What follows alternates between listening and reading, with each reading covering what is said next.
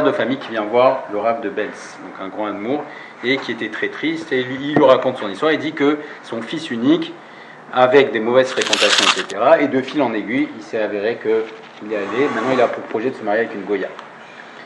Et donc le père lui dit qu'il a renvoyé son fils, il lui a dit je veux plus te voir, etc., tu t'en vas d'ici, et il demande son avis au Rav, et le Rav lui dit bon, t'aurais pas dû agir comme ça, à partir de maintenant, ce qu'il faut, c'est que tu récupères ton fils, et au contraire, qu'il faut que tu sois gentil avec lui, etc. Il écoute le Rav, donc il va chercher son fils, et il le retrouve dans une situation catastrophique, puisque ça faisait à peu près plusieurs semaines qu'il était parti, et il le retrouve, lui, il est parti avec un aspect orgueilleux, etc. Le fils il est dans un état tiré SDF les gamins. Et le fils il voit son père lui dit allez, rentre à la maison. Alors le fils, bien sûr, il saute sur l'aubaine, il était dans un état catastrophique, et son père le fait rentrer à la maison, il lui parle de rien, il lui donne à manger, à boire, etc. Tout se passe très bien, le fils est très content, et son père ne dit pas un mot. Et au bout de quelques jours, le père lui propose, il dit écoute mon fils, est-ce que tu voudrais venir avec moi chez le Rav, l'admour de Belz? Il lui dit, le fils plein de reconnaissance pour son père, il dit bon ok, je vais avec toi. Il va, et sur la route, etc., ils discutent de choses et d'autres, et ils arrivent au fur et à mesure sujet du mariage avec la Goya. Et là le fils change de visage, il lui dit écoute papa, tout ce que tu veux, mais ça, personne au monde ne le fera changer, c'est une décision irrévocable, et même ton rabbi, il ne pourra rien faire. Il ne pourra rien faire, c'est décidé, c'est irrévocable. Donc il arrive chez le admour de Belz, le admour de Belz lui parle de choses et d'autres, il a une discussion très agréable avec lui, etc. Et donc il lui dit rien du tout, et en partant il lui dit regarde, tu vas aller dans un endroit où il y a des goïms, etc. Alors regarde, je te donne un talit katan, mais le talit katan, ça va te protéger. Mais il ne parle pas du tout du mariage, ni rien. Il dit voilà, c'est un endroit dangereux, et puis voilà. Mais le talit katan, bon, le fils il accepte, il met le talit katan, et juste après, donc c'était le mariage avec la Goya. Et effectivement, le mariage avec la Goya se passe, et il y a le père qui assiste, il est bon, désespéré, il voit le mariage, etc. Enfin, on ne peut pas appeler ça une chouba. Le mariage se passe, donc il se marie avec la Goya.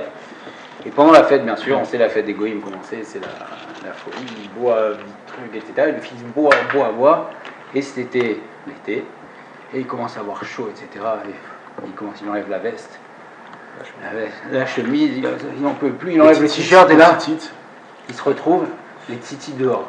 Et là, les goïms, il dit quoi? Mais tu nous avais caché que tu étais juif, tu nous avais dit que tu étais un goy, etc. Tu as l'habit des juifs, il commence à le massacrer de coups, il lui frappe dessus, il le frappe, il truc et tout, les trucs, jusqu'à ce que finalement ils doivent se sauver. Effectivement, ce fils-là, il est reparti, il a compris la gravité de ce qu'il avait fait, il a compris aussi que la famille avec qui il allait, même si les apparences de très bon enfant, ça restait bien sûr ce que c'était. Et donc le fils il a fait tchouva chez le Ma, Bisrout. Alors c'est effectivement, on peut dire c'est un miracle caché, mais qui fait que voilà, l'importance du Tzitzit Katan, ça l'a sauvé ni plus ni moins, ça a sauvé sa vie, toutes ses générations, etc. pour apparemment une si petite mitzvah. Alors on va voir ensemble Bezrat Hashem, à partir du cours du Rav Friedman, cette mitzvah de Tzitzit. Alors mitzvah Tzitzit, cette mitzvah de Tzitzit, de manière très étonnante, elle vient à la fin de la paracha, juste après l'histoire de celui qu'on appelle le Mekoshesh Etzim. Mekoshesh Etzim, c'est un homme qui a pris l'initiative à la fin de la paracha d'aller ramasser du bois à Shabbat. Pendant Shabbat, il prend l'initiative. Mekoshesh, c'est une marloquette, est-ce qu'il allait juste ramasser du bois, est-ce qu'il a arraché, etc. L'homme est chané, en tout cas, cet homme-là, on va lire ensemble ce qu'il fait. Vahib ne Israël ba Midbar. Première question, c'est pas qu'ils sont dans le Midbar, les Israël. Les Israël étaient dans le Midbar. Même c'est où Ish, Mekoshesh et Tim, ils ont vu un homme qui ramassait du bois à Shabbat, avec Rivoto, Amotzi, Moto, Mekoshesh et Tim, El Moshe, et ils l'ont approché. Hors du camp? Oui, il allait hors du camp. Ils avaient le droit de porter dans le camp? Pas forcément, il ne s'est pas précisé ici, mais en tout cas dehors, c'était.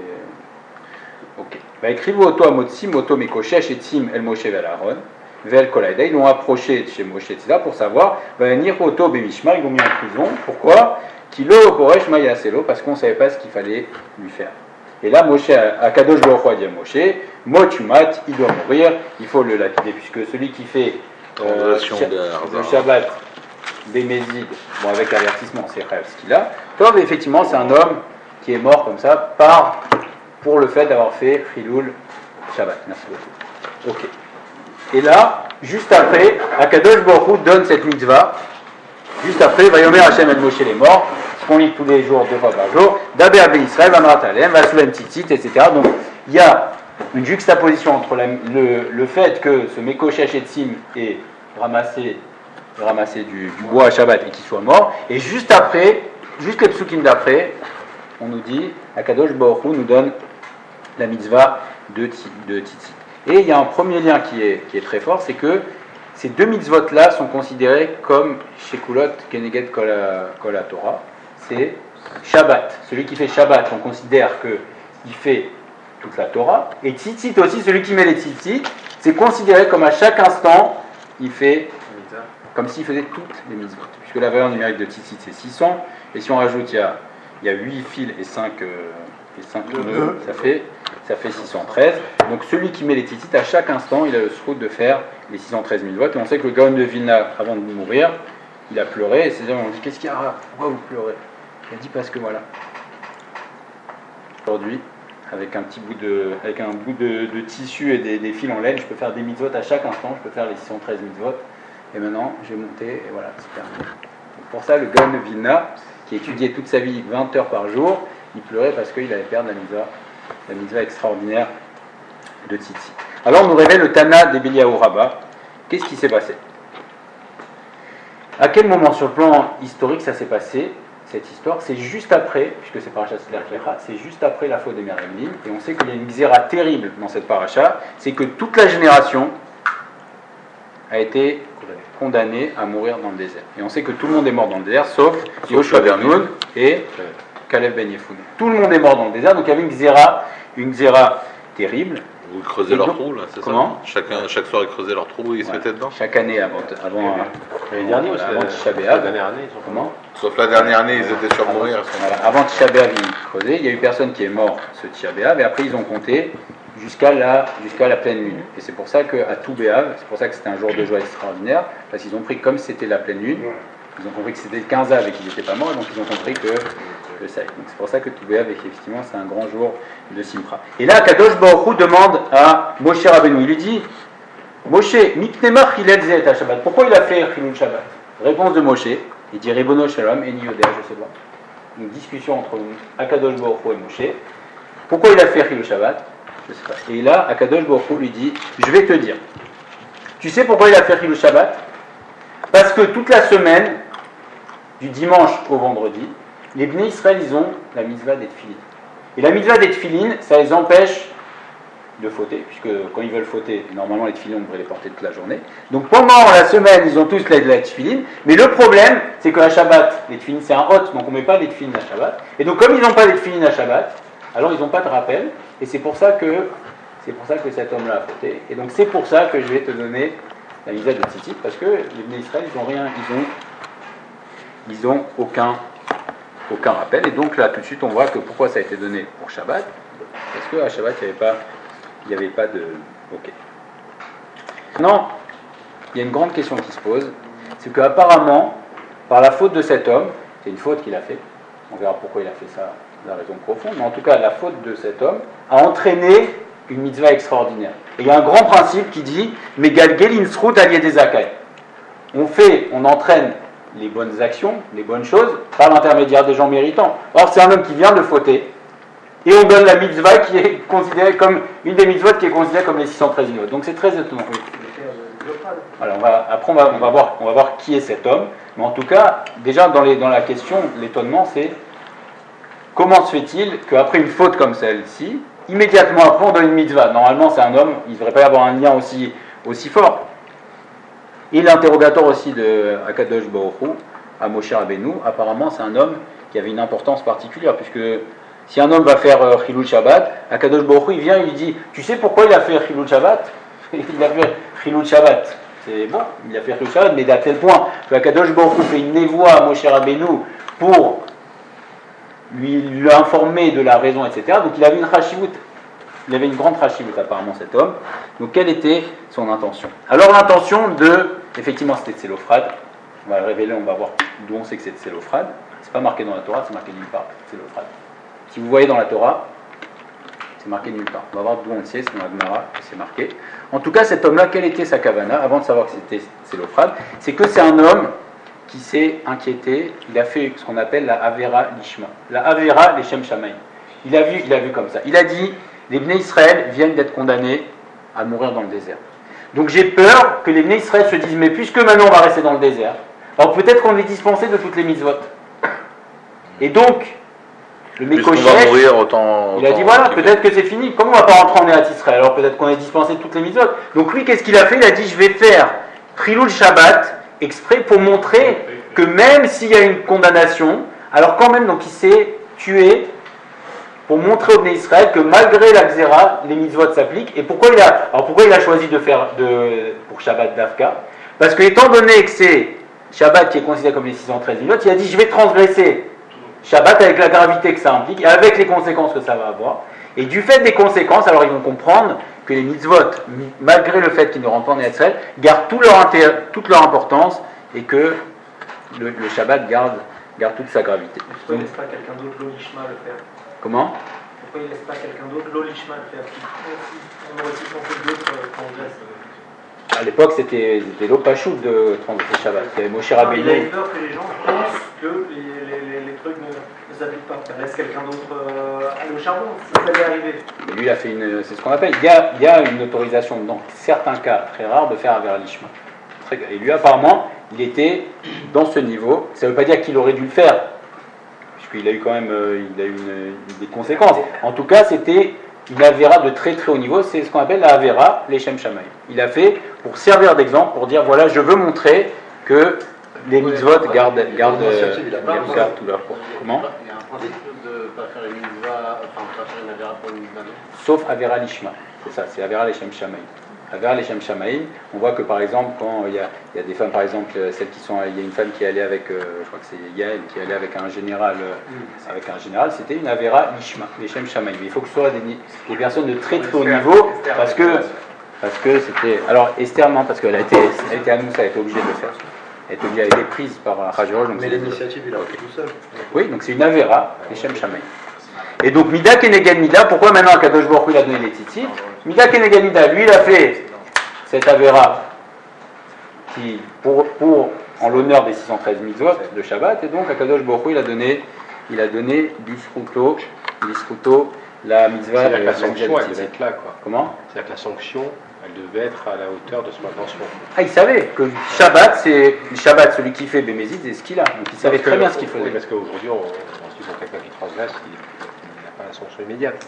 Parce qu'il n'y a plus de Sanhedrin. Ouais. Non, mais quand même, vu l'intention qu'il avait au départ, il fallait qu'il y passe, quoi. Ouais, attention, je crois que dans toute la Gemara, enfin dans tout le, il y a eu deux personnes qui ont été condamnées à mort. C'est pour le Ben Soar Moré. Ben Soar Moré, on dit est-ce que ça existait ou pas? Il y avait de temps en temps. Ben Soar Moré, c'est une marloquette, est-ce qu'il y a eu ou non? Mais en tout cas, c'était très très rare. Et le Beddin chez nous n'est pas un Beddin qui condamne, c'est un Beddin qui cherche à acquitter. Néanmoins, donc Tselophrad, on va voir que c'est Tselophrad, c'est un homme qui savait ce qu'il faisait, il a fait volontairement, il voulait arriver à cette sanction pour servir d'exemple. Et là on comprend pourquoi Kadosh Baruch Hu dit Mipnemach Hilal Zeat Shabbat. Pourquoi celui-là il a transgressé Shabbat? C'est pour lui dire, tu sais pourquoi cet homme qui est Hirat Shamaim il a transgressé Shabbat? Tu sais pourquoi? Et là Moshe Rabbeinu il a dit je sais pas. Maintenant la question qui est posée, c'est pourquoi, si on voit dans la Torah, à aucun moment on voit que c'est Tselophrad. Comment on sait que c'est Tselophrad? C'est Rabbi Akiva qui nous révèle que c'était Tselophrad. Comment? Par une Xéra Shava. Alors on va introduire un petit peu le sujet Xéra Shava parce que ça va être une partie du Shio. Oui. Ouais, juste une question. On a plein de cas qui nous ont été expliqués dans lesquels on a le droit de transgresser Shabbat si on a un cas de danger, de vie, de mort, que sais-je, pour sauver une vie. Lui, il a sauvé un peuple. Donc il a transgressé Shabbat pour sauver un peuple. Pourquoi il a eu ce qu'il a? Il pensait qu'il sauvait un peuple. Il a pris l'initiative en pensant qu'il sauvait. Sauver, c'est sauver une vie maintenant sur le moment. Sinon, on ne peut pas faire d'initiative au cas où quelqu'un fautrait. Donc, c'était sa volonté. Alors, on ne fait pas sauver pour la Rouhaniout. La mitzvah de transgresser Shabbat, c'est quand il y a quelqu'un qui est sur le point de mourir, qui est en physiquement, danger. puisque les mitzvot, c'est marqué Vachai Bahem, vous vivrez par elle. Et donc, du coup, les mitzvot, il faut vivre. Comment? Pour la Ochaniout, on ne transgresse pas Shabbat. Ok. Rabbi Akiva, il dit que c'est Tselophrad. D'où on sait que c'est Tselophrad? Alors, qu'est-ce que c'est une Xera Shava? Il faut avoir, pour faire une Xera Shava, c'est par exemple, on a trouvé deux mots dans deux psukim différents. Et si on l'a reçu de son Rav, et son Rav l'a reçu de son Rav jusqu'à Moshe Rabbeinu, alors à ce moment-là, on peut dire que les deux sujets sont reliés. Et là, Rabbi Akiva, c'est rapporté dans Maseret Shabbat, c'est Rabbi Akiva qui nous révèle. Tanou Rabbanan, c'est une braïta, Mekoshesh j'ai Tselophrad. C'est qui le Mekoshesh? C'est Tselophrad. Vechen ou Omer, pourquoi? Parce que c'est marqué dans notre paracha, Vaïou Bene Israël Bamidbar. Les Bene Israël étaient dans le Midbar. Et après, concernant les filles de Tselophrad, c'est marqué, elles disent, quand elles viennent demander la part de leur père en Israël, elles disent Avinu met Bamidbar. Et Rabbi Akiva dit Xera Shava, Bamidbar. Donc de là, j'apprends que c'est Tselophrad. Et là, son Rav, Rabbi Yehuda ben Betera, lui dit Akiva. De toutes les manières, tu vas devoir rendre des comptes de ce que tu fais. Parce que si la Torah, elle a voulu cacher son nom par une Xera Shava, toi tu le révèles, tu n'avais pas le droit de le révéler. Et si c'est pas lui, alors tu es en train de faire du Lashon Hara. Tu es un tzaddik si c'est pas de Tselophrad. Et la question se pose, comment c'est possible que Rabbi Yehuda ben Betera? Alors effectivement, Rabbi Yehuda ben Betera ne l'avait pas reçu de son Rav, mais Rabbi Akiva l'avait reçu de son Rav, donc c'était pas du Lashon Hara, c'est qu'effectivement, Rabbi Akiva avait reçu. Les filles, elles viennent demander à Moshe pour leur part. On les annonce comme les filles de Tselophrad. Oui, c'est marqué les filles de Tselophrad. Elles sont venues les notes Tselophrad. Donc Rabbi Akiva lui avait reçu de son Rav que Bamidbar, c'est bien une Xera Shava. Et donc quand c'est une Xera Shava, quand on dit Bishlosh et Sremidot à Torah Nidreshet, que la Torah est interprétée selon 13 manières, la première, c'est pour ça que je voulais faire une petite introduction, la première c'est Kal Vachomer, d'accord? La deuxième c'est Xera Shava. Il y a un ordre, c'est important. Donc là c'est la deuxième Mida. Et quand on a une de ces Midot, une de ces manières de faire des déductions, la Xera Shava notamment, alors c'est comme si c'était marqué Mefourage dans la Torah. Donc quand Rabbi Akiva il dit Bamidbar, c'est comme si c'était marqué Mefourage dans la Torah, que c'était Tselophrad qui a fait. C'est pas simplement une déduction, c'est un Kal Vachomer. Si tu fais un Kal Vachomer qui tient, alors c'est comme si c'était marqué Mefourage. C'est comme, donc c'est pas une halakha des Rabbanan, c'est quand il dit Bamidbar, c'est comme si c'est marqué Mefourage. Donc Rabbi Akiva dévoile de manière officielle que c'est Tselophrad. Mais la question se pose pourquoi on n'a pas dit c'est Tselophrad? C'est simple de dire Vaï, pas le Mekoshesh Etim, Tselophrad, il est sorti, il a été Mekoshesh Etim. Pourquoi on veut le cacher? Pourquoi ça a été caché dans le Xera Shava? Alors, parce que si on avait dit que c'est Tselophrad qui avait fait ça, on n'aurait pas pu le juger le 4 août. De voir, si on a dit c'est Tselophrad au moment dans notre paracha qui a fait ça, on n'aurait pas pu penser, imaginer que cet homme-là, il avait une kavana pure, etc. Et donc, on ne l'aurait pas jugé favorablement. Et donc, c'est pour ça que la Torah, Akadosh Baruch Hu, pour préserver son honneur, a caché son nom, a caché son identité. On va dire que c'est du mérite de le citer quand même. Parce que si ça a été dit sur le moment, dans Shlach Lecha, on dit, et Tselophrad est sorti, on aurait dit, ah, mais qu'est-ce qu'il fait? C'est pas possible, etc. Mais le fait que ce soit caché, alors ça a permis de le révéler a posteriori, et de le comprendre, et donc c'était moins aigu. Donc on voit que Akadosh Baruch Hu fait, même c'est-à-dire que pour ne pas qu'on ait une mauvaise pensée sur Tselophrad, alors il n'a pas révélé son nom. Et on voit par exemple que le fruit de Adam Arishon n'est pas révélé. Pourquoi? Les Farshim disent parce que ça n'a aucun intérêt de le révéler. Et si on dit que c'est ce fruit, alors c'est du Lashon Hara sur ce fruit, et si c'est sans but, alors tu n'as pas de raison, et c'est pour ça qu'on ne sait pas quel est le fruit, parce que, alors il y a plusieurs hypothèses, mais on ne sait pas d'Afka quel est le fruit. Et les filles de Tselophrad viennent, donc elles parlent de leur père qui était un tzaddik, etc. Et elle dit, tu sais, notre père, il n'était pas Avinu met Bamidbar, Velo Aya Betor Haeda Anoadim al Hashem. Il ne faisait pas partie de l'assemblée qui s'est rebellée contre Hashem, Ba'adat Korach, dans la Hadat Korach. Pourquoi Kiberet O met ou Banim Lo Ayulo? Parce qu'il est mort par sa faute. Il n'était pas avec Korah, mais il est mort par sa faute, disant que lui, notre père, n'a pas fait fauter les autres. Korah, qu'est-ce qu'ils sont venus faire? Ils ont voulu faire une révolte, etc. Et les filles, elles disent, oui, tu sais, notre père, il est niftar, mais pas à cause des autres, mais il n'a pas voulu faire fauter les Bnei Israël, il a fait sa faute pour dire son mérite. Mais qu'ont voulu faire Korah, puisque c'est la paracha, ça va arriver très vite maintenant. Korah Vechol Adato se sont ligués contre Moshe Rabbeinu, et c'était leur argument essentiel à Korah, c'était quoi? C'était Mezouza et Sefer Torah. Voilà. Mais qu'est-ce qui sous-tendait ça? Pourquoi t'es le patron? La légitimité de Moshe. Voilà. Kol Haed, on est tous Kudoshim. Et c'est pour ça la question, s'il y a par exemple, s'il y a un endroit qui est plein, une maison qui est pleine de livres de Torah, il y a besoin d'une mezouza?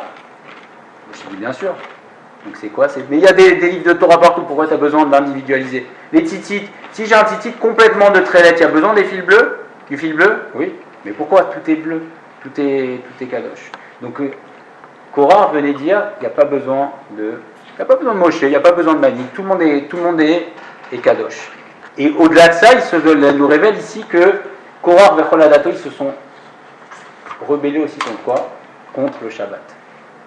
De la même manière qu'ils ont dit, il n'y a pas de raison que Moshe soit individualisé par rapport aux autres, il n'y a pas de raison non plus que Shabbat, il n'y a pas de raison qu'il y ait un roi dans la semaine. Shabbat, c'est le jour qui sort du lieu. Donc même contre le Shabbat, Korah Vechol Adato, ils ont dit, même Shabbat on ne veut pas, parce qu'ils voulaient aucune différence, ni entre les mitzvot, ni entre les gens, et même Shabbat, ils se sont réveillés.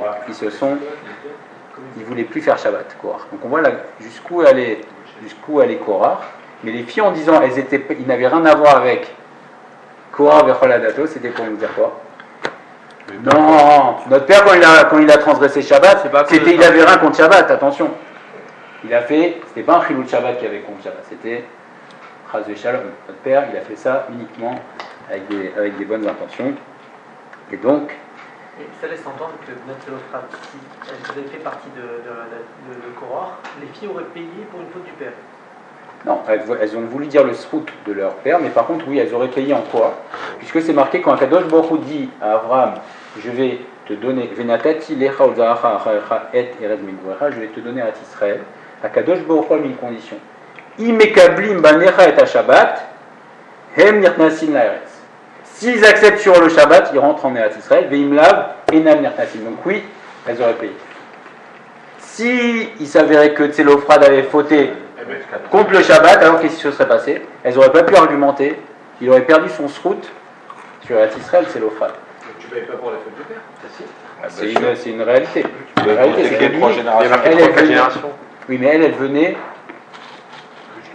sur le capital de leur père. Donc si par exemple quelqu'un, il a vendu sa maison, il a perdu sa maison, son fils il ne peut pas venir, il dit oui mais c'est la maison de mon père. Si son père il a perdu, il a perdu. Donc c'était une condition, effectivement, les filles de Tselophrad, donc elles venaient non seulement défendre leur père, mais aussi dire oui on a encore une légitimité sur Eretz Israël, et donc elles ont dit que notre père était un bon juif et qu'il a fait tout ça, les Shem Shamon. Maintenant, c'est quoi cette histoire de Gzera Shava? La Gzera Shava, oui. C'est la seule faute qui nous exclut de l'héritage d'Israël? La seule faute qui exclut. Parce que là tu dis Shabbat Non, il y a l'idolâtrie aussi, non? Il peut y avoir une exclusion, effectivement. Si on faute, il y a beaucoup de fautes qui font que. Voilà, les fautes qui ont fait, par exemple, on a été exilé la première fois. C'était les 3 fautes. Je suis Damim, parce que Israël ne supporte pas ne supporte pas Damim, Gilo Yarot et Avotazar, effectivement. Donc il y a d'autres fautes, mais là c'est carrément sur l'héritage. C'est pas le fait d'être exilé. C'est la condition d'héritage pour Israël, c'est le fait d'être Mekavel Shabbat. Donc on voit l'importance du Shabbat. Alors, la Gzera Shava, parlons un petit peu de cette Gzera Shava. C'est le Bnei Issachar qui nous révèle que quand on fait Vayav Hashem Alpana, Vaikra Hashem Hashem, Kel Rachum Vechanun, etc., ce sont les 13 midot de miséricorde. D'accord? Et selon le Harizal, la première des midot, c'est pas Hashem. Hashem, c'est Kel. Donc ça commence à Kel, Rachum Vechanun, etc. Et nous révèle le Bnei Issachar que ces 13 midot-là, elles sont face aux 13 midot d'exégèse de la Torah.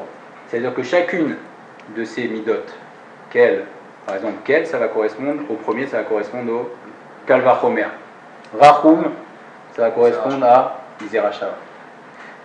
Et on voit que Moshe Rabbeinu, dans la parasha de Be'alotra, il a déjà fait appel à ça. C'est-à-dire que quand tu vas faire une des méthodes d'exégèse, ça va éveiller en haut une des méthodes de Rachamim. Quand Myriam est tombée malade, elle a eu la... Qu'est-ce qu'il a dit? Il a dit Kel na refanala. Donc il a éveillé le Kel.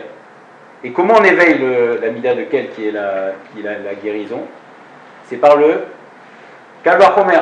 Puisque c'est la première, c'est Kel, c'est Kalvachomer.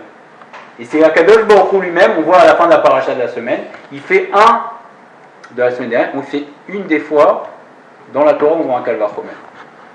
C'est que Akadosh Baruch Hu dit si elle avait craché au visage de son père, alors elle aurait eu au moins 7 jours. Donc Kalvachomer, que si elle a fait ce qu'elle a fait, alors elle doit avoir au moins 7 jours. Donc Akadosh Baruch Hu, il révèle à Moshe Rabbeinu, il dit voilà, fais ce Kalvachomer et tu vas éveiller la mida de la guérison. Et effectivement, Myriam a guéri. Et là, donc la deuxième c'est laquelle? Zerachava. Zerachava, ça éveille quelle mida? C'est Rachum. Et Rachamim, c'est quoi? Qu'est-ce qu'on dit? Veo Rachum Yechaper Avon. Donc la mida de Rachum, la miséricorde d'Akadosh Baruch Hu, c'est Yechaper Avon. Et donc pourquoi ça a été révélé par Zerachava d'Afka? Pour nous dire que Télophrade a été pardonné de sa faute, puisque il y a la Zerachava qui vient révéler en face le Rachum. Et c'est pour ça que cet homme-là, effectivement, on voit au fur et à mesure que sa grandeur, même s'il a fait une erreur, mais que ça a été pardonné. Et on voit dans un autre endroit aussi cette notion de pardon, à Sukkot. C'est marqué, n'est-ce pas, que le premier jour de Sukkot, c'est le premier jour où on va compter nos fautes. C'est marqué dans un autre. Puisqu'on s'est marqué Yom Harishon. Mais Yom Harishon, le premier jour de Sukkot, il est appelé Yom Harishon. Mais on dit, mais c'est pas le premier jour du mois, c'est le 15e jour du mois. Pourquoi on l'appelle Yom Harishon? Parce qu'il s'appelle le Yom Rishon, c'est le premier jour du compte des fautes. Et comment on apprend qu'à Sukkot, il faut manger du pain? À la Souka.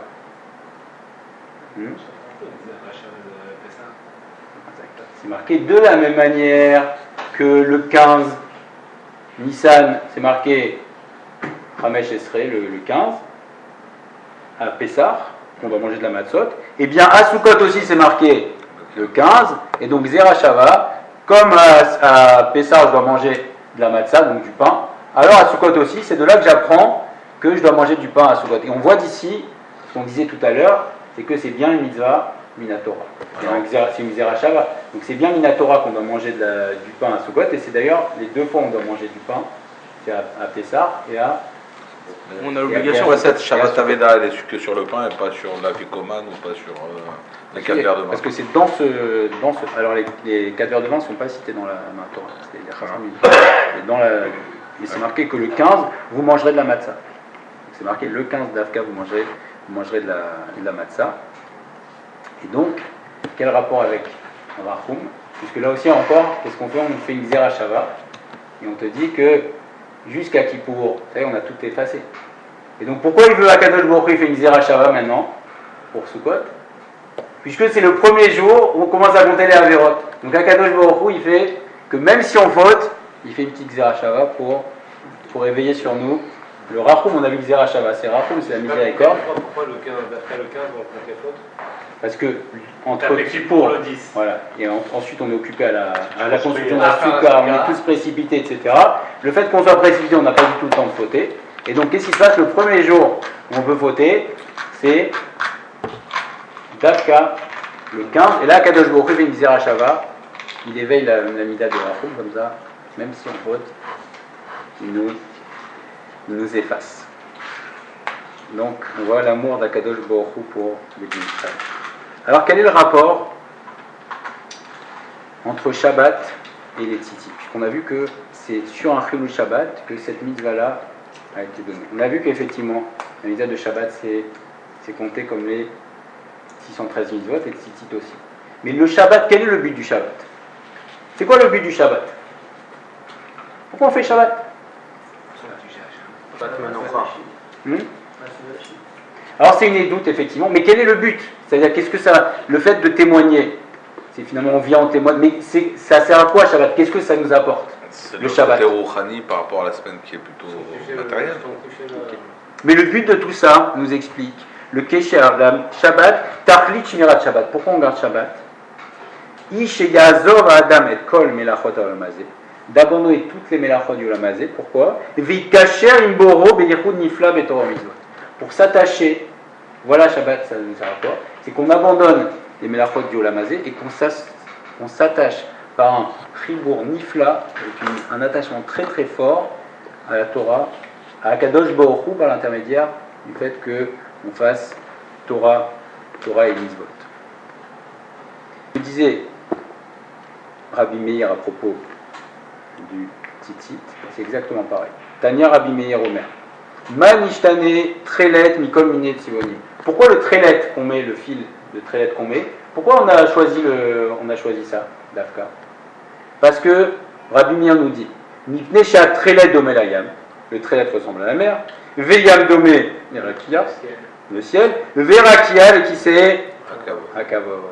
Donc ça vient, pareil, le tzitzit aussi vient de la même manière nous rattacher, c'est-à-dire qu'une personne qui voulait fauter, etc., il regarde le Trelet, et il se rappelle de la mer, etc., et ça fait que... Voilà. Et le Ben Ishraï nous dit aujourd'hui, si on n'a pas le Trelet, comment on fait?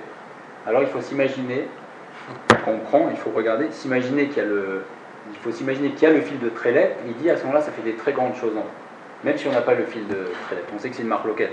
Est-ce qu'on nous... Non, mais même celui qui ne met pas, alors il faut qu'il regarde et qu'il imagine qu'il a le fil de Trelet, et à ce moment-là, ça lui rappelle la Kabbana. Si la Kabbana, c'est de se rappeler de la couleur bleue de la mer, du ciel, etc., pourquoi, même si aujourd'hui on n'a pas de Trelet, pourquoi on n'a pas un tzitzit qui ait au moins un fil bleu, même si c'est pas le même bleu qui soit bleu? Parce qu'il y a eu beaucoup, c'est rapporté, c'est qu'il y a beaucoup de faussaires qui ont fait passer, il y avait un bois qui donnait une couleur comme ça, et il dit que celui qui fait ça, il disait des choses terribles parce qu'il y avait des faussaires qui faisaient passer ça pour le Trelet. Et donc du coup, étant donné qu'il y avait eu même à une époque reculée, il y a eu un business autour de ça, donc on n'a pas le droit de faire une couleur qui ressemble du fait de ne pas encourager, pour ne pas encourager. Ouais, des arnaques, il y en a eu partout. Comment? Des arnaques, il y en a eu partout. Il y a des Sefer Torah, c'est écrit en Chine. Celui qui fait... C'est vrai, on a entendu des histoires comme ça. C'est très grave. Il y a l'histoire des lanières aussi. Les lanières. Tiens, celle que je t'avais achetée. J'ai un ami proche qui a eu les lanières. Il a vu la vidéo, il a mis les lanières et il voit le truc qui décolle. Il est devenu fou. Ça faisait des années qu'il mettait cette filine. Il y avait des filines, il y a des personnes qui fabriquaient en Chine ou je ne sais où. C'est du plastique. Ils mettaient des lanières au lieu de peindre du cuir, de vernir du cuir, ils collaient une couche de plastique. Et donc quand tu mettais dans l'eau bouillante, tu fais comme ça, et à la fin, c'est très très grave. C'est celui qui a fait ça, Shem Ishmor. C'est des personnes qui sont dans le milieu. Mais non, c'est juste que c'était mal collé. C'est lui qui le faisait lui-même. Parce que c'était. Ok. Alors continuons un petit peu dans le lien entre Shabbat. Il y a un lien très fort entre Shabbat et Tzitzit. Combien il y a de Melachot à Shabbat? C'est marqué? Il y en a 39. Elles sont rapportées dans le Perikal Gadol. Il y a 39 Melachot et ces Melachot sont séparées en 4 parties. Il y a 13 qui font partie de la préparation d'un habit. Il y en a 13 qui font notamment Agozel et Atsemer, celui qui va tomber un mouton et après il va blanchir la laine, etc. Donc il y a 13 Melachot qui sont relatives à l'habit. Il y a 11 Melachot qui sont relatives à la cuisson du pain, puisque au début c'est celui qui va semer, ensuite qui va labourer, etc. Il y a 7 Melachot qui sont relatives à la préparation du cuir. Oui, il y a 11. Il y a 11. Ça commence à Zoréa. Ça commence à planter la graine. Zoréa, Poresh, Kotser, Mehamer, Adash, Zoré, Borer, Tochen, Meraked, Lash et Ophé. Parce qu'il y a Ophé aussi à la cuisson. Il y a 7 pour préparer la peau et il y a 8 différents. Et il y a 8 encore qui sont différents, notamment le fait d'écrire, d'effacer, déchirer, etc. qui sont à part. Et dans le tzitzit aussi, on va trouver exactement pareil. On va trouver 7. Le premier krichot, les premiers c'est 7. Après il y a 8. Après il y a 11. et après il y a 13. Donc exactement les 39, de la même manière que dans les 39 mélachot du Shabbat, c'est séparé en 4 parties, 7, 8, 11 et 13, ben, le tzitzit aussi, les tours là qui sont faits autour, pareil, il y a 7, 8, 11 et 13, ça fait 39. Donc mamash, il y a un lien très très fort. C'est pas tous. Une des parties du titre, s'il y en manque un truc qui est. Non, c'est zélo pas sous. Ils sont pas tous 7, 8, 11. Là, je sais qu'il y a des Ashkenazim qui font Yudke, Vavke. C'est bon. En tout cas là, il y a 7, 8, 11 et 13, ça fait. Il rapporte ici que ça fait 39, comme exactement comme le Shabbat. tour entre les 9. 7, 8, 7, 8. Donc on voit qu'il y a un lien très très fort entre Shabbat et les tzitzit, de la même manière que la Shabbat nous rattache, et c'est le but de Shabbat de nous rattacher à Kadosh Baruch Hu par la pratique des mitzvot, le tzitzit aussi va nous rapprocher aussi, c'est du Kisei HaKavod. Le Kisei HaKavod, on dit que le Kisei HaKavod d'Akadosh Baruch Hu, si on peut comprendre, il est de la couleur du Trélet. Et il dit que à travers ça, c'est marqué les man tiskru vasel kol yotai vitem kedoshim leloechem. Pour le tzitzit, c'est marqué vous serez kedoshim leloechem. Que nous dit le Targum à ce propos-là? Le Targum nous dit veteun kedishin ik kemalachim de meshamshin kodam Hashem. Si vous mettez les tzitzit, vous serez comme les anges qui servent devant Kadosh Baruch Hu. Donc c'est une mitzvah. Et les anges, c'est quels anges? C'est les anges qui portent l'Avdil, qui portent le Kisei HaKavod. Donc c'est une mitzvah, on ne peut même pas imaginer, c'est une promesse. Vitem kedoshim leechem. C'est que non seulement quand on met tzitzit, on fait comme si on faisait toutes les mitzvot, mais en plus on monte au niveau des anges qui portent le Kisei HaKavod. Comme les Avot HaKadoshim. Les Avot HaKadoshim, c'est Abraham, Yitzhak, Yaakov et David Améler qui sont la Merkava, qui sont en bas, qui sont le Charset, et en haut il y a des anges très élevés, les Chayot HaKodesh, etc., qui portent le Kisei HaKavod. Et si on met les tzitzit, étant donné qu'on se rappelle le Trélet, alors on mérite d'être au niveau des anges qui servent devant Kadosh Baruch Hu. Donc c'est une mitzvah. On comprend pourquoi le Gaon de Vilna il pleure. Quand il sait, lui devait connaître les secrets des secrets de la mitzvah, c'est une mitzvah qui est. Comment ça peut équivaloir à tout le reste? Parce que c'est là où je veux dire, est-ce que c'est pas. C'est une manière simple de dire ça ou c'est vraiment ça? C'est-à-dire, je peux mettre les titites et me taper un jambon beurre? Il y a des rotes. Non, mais il y a quelqu'un qui fait des mitzvot, ça ne veut pas dire que les avérotes ne sont pas comptés. Ça, c'est pour ça que les personnes qui disent je fais rien, je fais pas les mitzvot positives, quelqu'un qui ne met pas les tefillin qui dit moi je fais rien. Celui qui ne fait pas une mitzvah tassée, c'est une avéra. Et même celui qui fait toutes les mitzvot et qui fait une avéra, ça vient à son décompte. Et il y a des avérotes aussi qui comptent de la même manière qu'il y a des mitzvot qui comptent keneged kol à mitzvot, il y a des avérotes qui comptent comme toutes les mitzvot. Et c'est ce que nous dit le Rambam. On ne va pas savoir lesquels. On ne peut pas savoir. Il y a des mitzvot qui comptent comme tout, mais il y a des avérotes aussi qui peuvent. Et il y a des fois des avérotes, pas forcément des avérotes qu'on individualise comme très graves, mais il y a des avérotes, par exemple, on voit le Chilul Hashem. C'est l'avéra la plus grave, le Chilul Hashem. Et on voit qu'il y a des rabbinim dans la Gemara qui disaient c'est quoi pour moi Chilul Hashem? C'est d'aller prendre à crédit chez le boucher, parce que c'était le Gadolador, et le fait que le Gadolador, on puisse suspecter que peut-être qu'il vient, il profite de son statut, et que il va chez le boucher, il prend un crédit, alors c'est Chilul Hashem. Donc on voit que c'est un acte qui est insignifiant, mais pour lui ça s'appelait Chilul Hashem. C'est vrai. Oui. Ok, alors pour finir un petit peu sur il aime bien le Rav Friedman sur les sujets des Gilgulim, etc. Donc il va nous révéler que il y avait un Tana qui était le Gilgul de Tselophrad. Et qui a réparé. On n'a pas dit qui c'était sur Tselophrad. Tselophrad, c'est un juif. C'était pas un responsable de tribu, c'était un juif tzaddik qui a pris cette initiative, qui n'aurait pas dû prendre apparemment. Néanmoins, étant donné qu'il y avait des grandes pensées guerrières, alors on a quand même voulu cacher et mettre en exergue sa grandeur. Ok. Donc, Tselophrad, il a fait tout ça, les Shem Shamaïm, pour nous dire qu'à Filou Bamidbar, que même dans le désert, on doit quand même garder les mitzvot. Et il y a une Gemara dans Shabbat qui nous dit comme ça. Tanou Rabbanan, Maaseh Bechassid Echad. Il y a un homme pieux.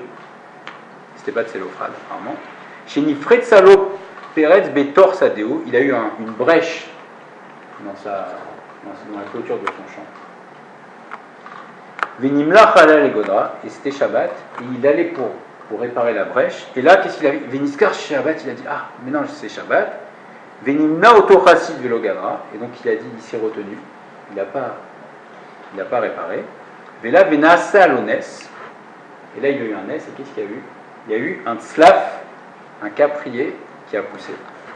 Et ce caprier-là, il a poussé, et Il a comblé le trou. voilà, et grâce à ça, il a eu sa parnassa largement, lui et ses enfants et ses petits-enfants. Et c'est grâce à ce tzlaf. Alors qu'est-ce qu'il y a d'extraordinaire?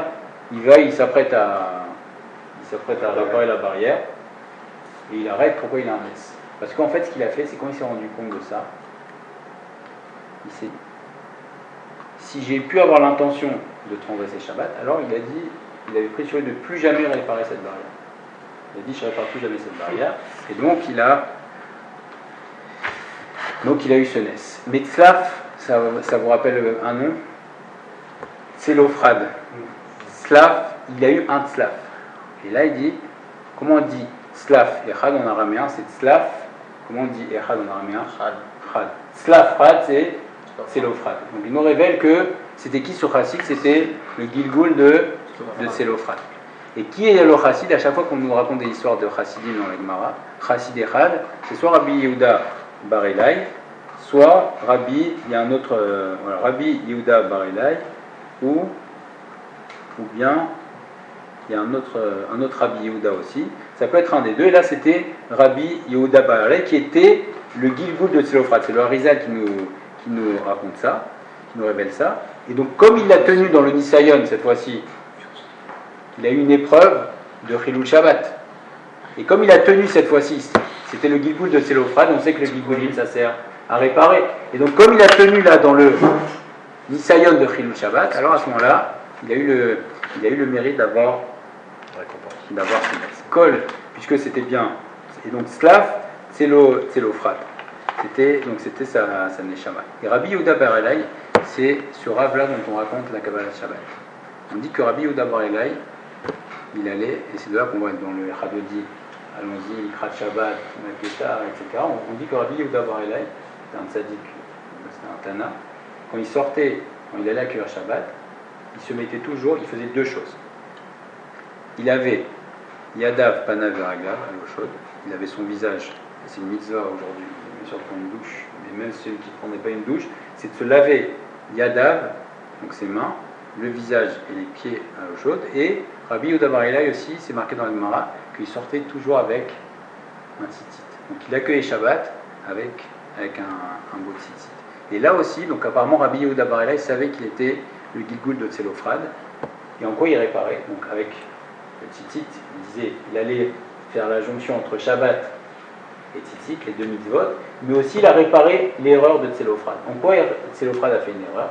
C'est que premièrement, quand Tselophrad a fauté, normalement quelqu'un qui faute, qu'est-ce qu'il essaye de faire? De se défiler. Il essaye de se cacher.